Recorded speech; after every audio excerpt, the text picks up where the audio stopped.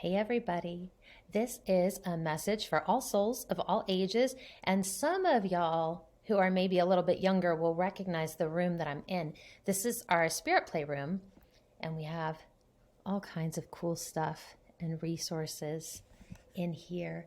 And this is also a room that can be a small chapel for worship and other things like that. And right now, we're doing K through 1 OWL in here. And I wanted to check in with everybody because this week, this Sunday, is a bilingual service where those of us, the staff members and the congregants who went to Cali, Colombia for our Spanish language immersion trip are reflecting on what that experience, which was amazing, was like. And that's so exciting to me.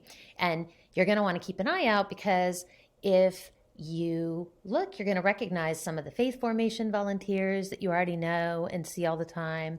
And you're going to recognize some youth that went on this trip who will be sharing. So that's all really exciting. And we're also going to be singing what's probably one of the most popular hymns in the UU hymnals, which is Spirit of Life. And lately we've been singing it in Spanish and in English. And I think a lot of us can sing Spirit of Life like with the hymnal closed, like we've got it. But we're still kind of working on the Spanish. So we're going to be singing that. And I also wanted to share with you just a little bit more about that hymn and how it came to be. So the person who wrote that hymn was named Carolyn McDade. And like a lot of UUs, she was someone that cared really passionately about social justice work.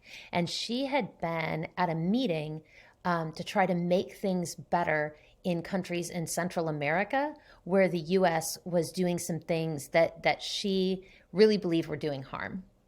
And by the time that she came out of that meeting, she was just totally crispy. So here is what she said about the night that she wrote Spirit of Life. She said, after that meeting, she said, when I got to Pat's house, to her friend's house, she said, I told her, I feel like a piece of dried cardboard that has lain in the attic for years. Just open wide the door and I'll be dust. I was tired not with my community, but with the world. She just sat with me and I loved her for sitting with me.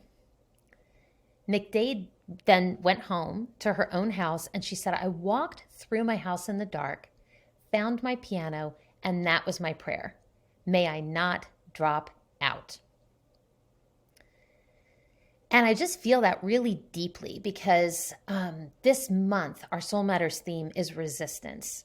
And it can be really hard to fight for the things that we really care about at our school and in our neighborhood and in our community.